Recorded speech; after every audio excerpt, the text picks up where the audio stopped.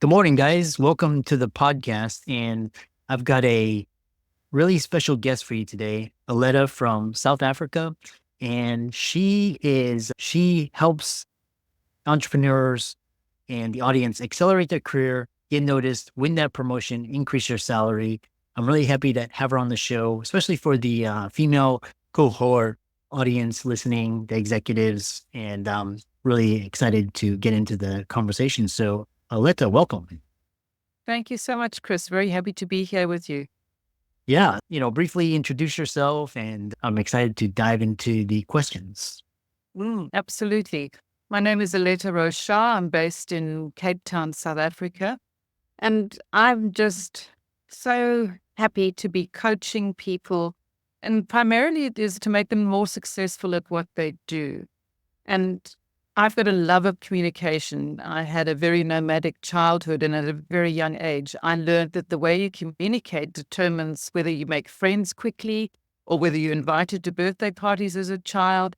By the age of 8, I was in my third continent. I don't know what number school I was on, but I constantly had to settle into a new environment. And I learned very strategic communication skills as a result of that. And I've taken those skills now into my coaching practice where I help people communicate in a way that resonates with others. And I call it executive presence. And it's the way you communicate. And if you do it right, it resonates with others. So you can sell your ideas, you can build thriving teams and be more successful at what it is you do. Yeah, I really resonate with that story of learning early survival skills, and you can take it into your career. You briefly touched on it, and why is executive presence? Is it a skill? Is it a vibe? And why is it so crucial for career advancement? To me, it's when I first started coaching, I started doing presentation skills coaching, and then I did interview skills training and coaching. And I kept on thinking what I'm doing is more than that. It's more than just getting the presentation right. It's more than just getting the interview so you can get hired. And it's about how you present yourself, because even if you are hired, what do you do at your first meeting? How do you get people to listen to you? How do you get people to listen in a way that they want to take action on your ideas? And the way you present yourself, whether it's a one-on-one conversation, a telephone call, a video conference, if you can have executive presence there, and that just means that people listen when you speak, that your comment could perhaps change the course of a conversation or a discussion, or you can contribute, and it could be not only selling your ideas, it could be validating the ideas of others around the table. All of that makes you someone others want to work with and want to follow. And that is, to me, what executive presence is about. It's not about me. It's not about ego or identity. It's about my ability to be a catalyst for the success of the team I'm working in, the project, the company, whatever it is. But your executive presence, which is a learned skill, by the way, it's not something you're necessarily born with. But if you can have that self-awareness and awareness of others and the ability to communicate, you can really open doors and go far, even as an introvert. It's not limited to extroverts. Yeah, I was actually gonna, the next question, which is really, that I recently finished this book, Super Communicators by Charles Duhigg, and he's describing what you're describing is like going into environments and communicating in a certain way. But for some of the audience, they are introverted or they are neurodivergent or they don't fit this corporate, naturally assertive type. So how can they start developing executive presence, the practical steps to start developing it? I think in many ways, just like charisma, I've always been fascinated by the concept of charisma. And one of my favorite books is called The Charisma Myth by Olivia Fox-Cabane. And there she says that the foundation of charisma is authenticity. It's not a dramatic skill. It's not performative. It's being who you are, but being self-aware enough to know that the way you communicate is important. And you've got to read the room, read those who are listening to you. And a good way to start is, first of all, by listening more than you speak, so that you can identify what's important to other people. But when I work with clients and coach them, one of the almost, I'd say 100% of the time, my starting point is helping you identify your superpowers. Because if you know what you're good at, it's more easily to articulate the value you can add to a project, to a team, to whatever it is.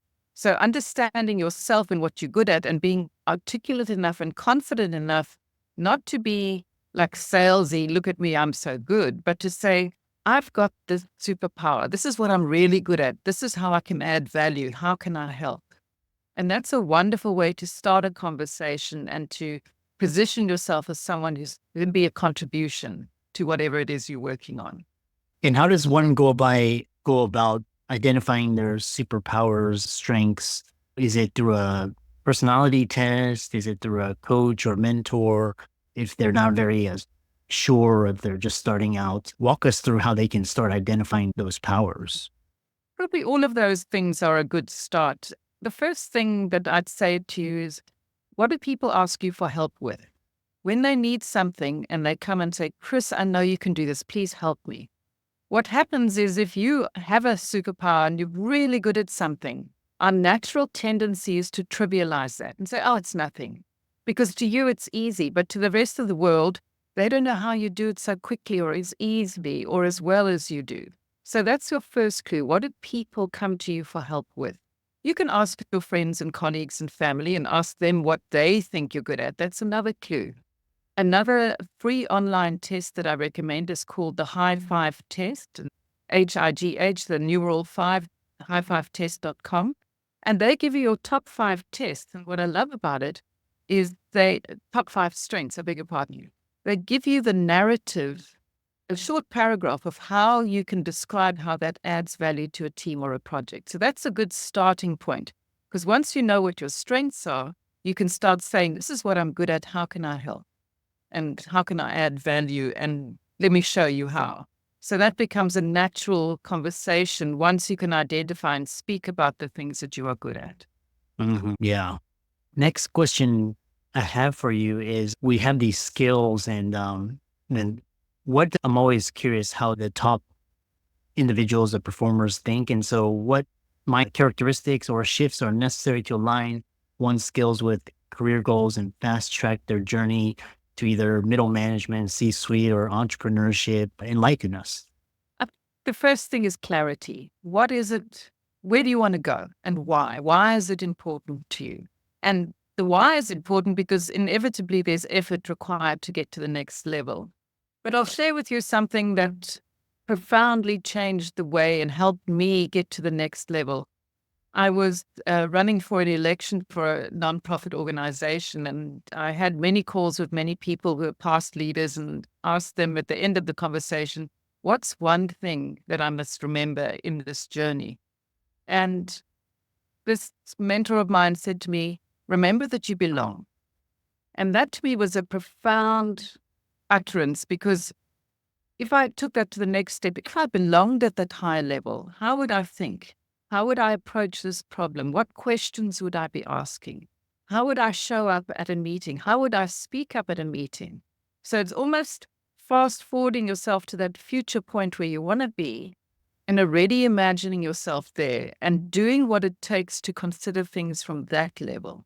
And if you do that often enough, you start, and you can watch the people around you who are already at that level, learn from them, but then start doing those same things yourself. So you get a broader, more strategic perspective because you're thinking from a higher level. You are giving yourself permission to belong. You're not waiting for someone else to say to you, okay, Chris, it's time. You can belong now.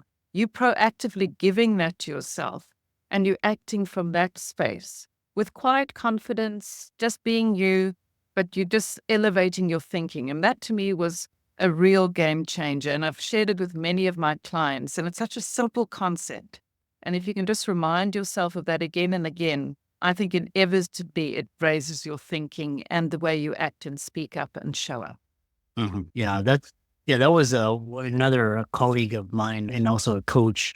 Also, that's some of the best advice is you belong and you deserve this. And that was very profound because my default thinking was like I was always the outsider, because it can shift everything. The next question I have for you is, we can develop these skills. And I recently finished a book called Never Split the Difference by Chris Voss, talking about high stake environment, high emotions, a lot of money, lives are on the line, and can develop these skills. But how do we apply these skills in these really high, fast paced, dynamic, pressure, competitive environments? That's a really good question. So often, what trips us up is not our skills or our expertise, it's our mindset. So, going into that high stakes meeting or negotiation, what is your mindset? And what I've learned and what I coach my clients with uh, is to develop an equal to mindset. So, you're not going in desperate for something to happen or worried about a challenge or worried about a criticism. You're going in with the mindset, I am equal to this. And I'm going in with that confidence that I'm equal to the opportunity. I'm equal to the characters in the room. I've done my homework. And of course you have, you're not winging it. And you take that calm mindset and there's certain techniques you could do just before a meeting. And that is just to breathe and put your attention in your body, not your head. Bring it down to your body and stay there. Stay in that grounded space. Mm. And then take that equal to mindset and everything else, all your superpowers and everything that you're taking with you, you're going in with that mindset. And that in itself will calm you and ground you so that you can think clearly in that moment. Because if you're going in anxious, then you're likely to speak too quickly or not listen or not. You want to respond with wisdom. And to access your wisdom, you need to be relatively calm. So do things that calm you and ground you and take that equal to mindset into that high stakes situation. And how does one begin to navigate? Every corporation, company is different. It has politics. It has people have different interests, both personal and vested interests. So what strategies can professionals use to navigate the corporate politic environment, attract senior management and attention, and build influence within an organization? That was probably the thing that I struggled with the most in my early career was just navigating the politics. I found it exhausting. The hierarchy told you very little about what was really going on. There were power plays and influences and networks. And I think the best way to approach that, number one, is to trust yourself. You don't know it all, but trust yourself and build relationships one-on-one. And the relationships you need that are most important are not always with the chief executive officer. Sometimes it's with an executive assistant or someone who's a networker within the company. So build a multitude of good relationships, and you do that just by just being a good, kind person, a polite person, not being a diva, not strutting your stuff and wanting everyone to be scared of you. Just build solid relationships and do that consistently, and that'll help you. And one of the most profound ways I found to, number one, find out information, and number two is to build relationships. When I am dealing with a colleague or a superior, doesn't matter who it is, and I happen to be on a call with them, one of the first things I'll say to them is, how's life as and put in job title, treating you? How's life as an executive presence or executive assistant treating you? How's life as a chief financial officer treating you? And then keep quiet. And you'll be amazed what people share based just on the fact that you're asking them that question. So you're building relationships one conversation at a time, and hopefully that helps to decode the politics. But trust yourself. You just be you and just be consistent, be authentic, and you'll navigate the politics. It's not that it doesn't mean the politics go away, but hopefully you build a relationship of trust with those around you that helps you navigate those politics. Interesting. And an adjacent question I have for you is a lot of people they've climbed, at a certain level, and either they get stuck or it doesn't go anywhere. They hit that glass ceiling. What are really common reasons for this phenomenon, and helping people overcome it? I see this quite often. Yeah, a lot of my clients come to me when they're in a position where they want to make a career transition. And then many reasons that you hit that glass ceiling. And sometimes it's got nothing to do with you. Sometimes it's just a set of circumstances that come together. The question is, how are you going to handle it? How are you going to navigate your way through it? Because the danger is if you see no room to improve or to progress, that you lose motivation and then you start performing at a lower level. And, that in itself is an issue. you've got to then redefine your goals. If that glass ceiling is real and it's not going to shift for you, where else could you go? How could you get there? But being intentional and being focused. I did a challenge with my group coaching clients recently where we had a laser-like focus, because so often we want something, but there's so much else going on that we take a stab at it here and there, but we don't make consistent progressive action. And we did a 2-week sprint of laser focus on one issue. And that was profound because I did it with my clients. And I couldn't believe how that laser-like focus on one issue can shift the dynamics.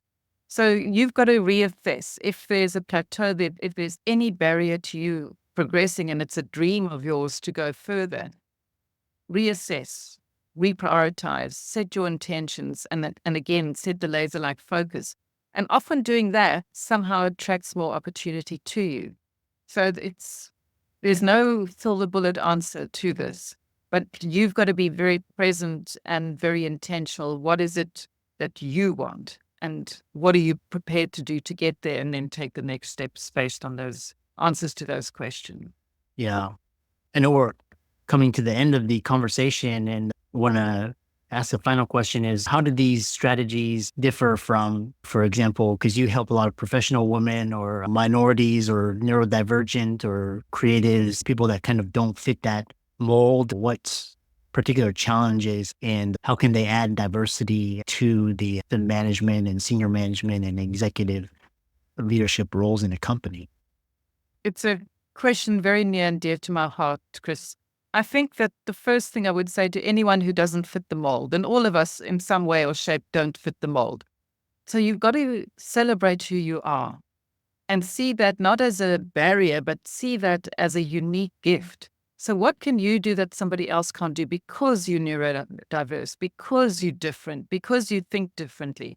That isn't necessarily something that holds everybody else back. That could be a unique perspective that we need to hear if we were talking about being part of a team.